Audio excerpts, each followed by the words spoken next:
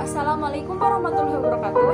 Perkenalkan, nama saya Imas Nurhayati, berasal dari kelas 11 IPA 1. Di sini, saya akan menceritakan tentang peristiwa sekitar proklamasi kemerdekaan Indonesia yang mencakup bahasan kekalahan Jepang terhadap sekutu, perbedaan pendapat golongan muda dan tua mengenai kemerdekaan, peristiwa Rengas Dengklok, penyusunan naskah proklamasi, pembacaan teks proklamasi, penyebaran berita kemerdekaan.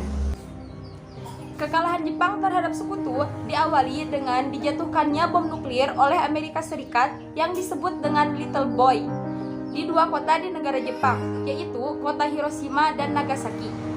Amerika Serikat menjatuhkan bom tersebut dikarenakan Jepang menolak isi deklarasi Potsdam yang dikeluarkan oleh Amerika Serikat.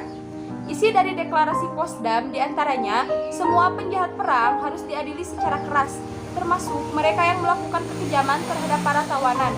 Pemerintah Jepang harus memberi kebebasan dan memberlakukan demokrasi serta penghormatan atas hak-hak asasi manusia.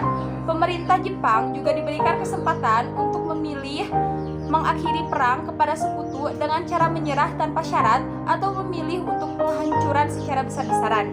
Namun sayangnya Jepang menolak isi deklarasi tersebut, sehingga memicu kemarahan Amerika Serikat hingga Amerika Serikat menjatuhkan bom nuklir tersebut.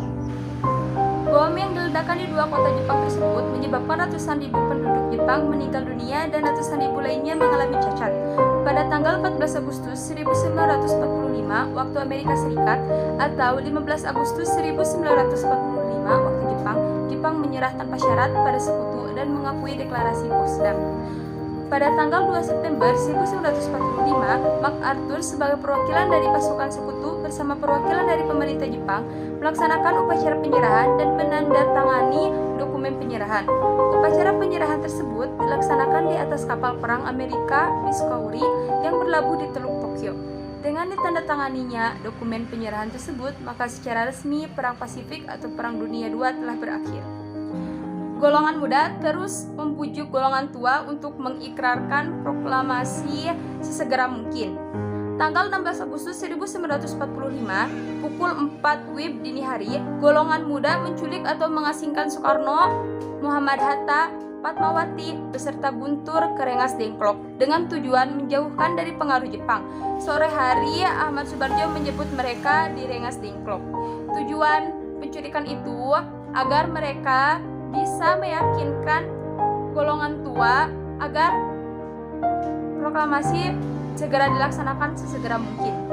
Pada tanggal 16 Agustus 1945 malam hari, naskah proklamasi disusun di Rumah Laksamana Meida. Naskah proklamasi disusun oleh Soekarno-Hatta dan Ahmad Subarjo, diketik dengan Sayuti Melik dan ditandatangani oleh Soekarno-Hatta atas nama bangsa Indonesia. Tujuan dilaksanakannya di Rumah Laksamana Meida karena di Rumah Laksamana Meida terbilang aman oleh tentara Jepang. Jadi tentara Jepang tidak akan bisa memasuki kediaman Rumah Laksamana Meida.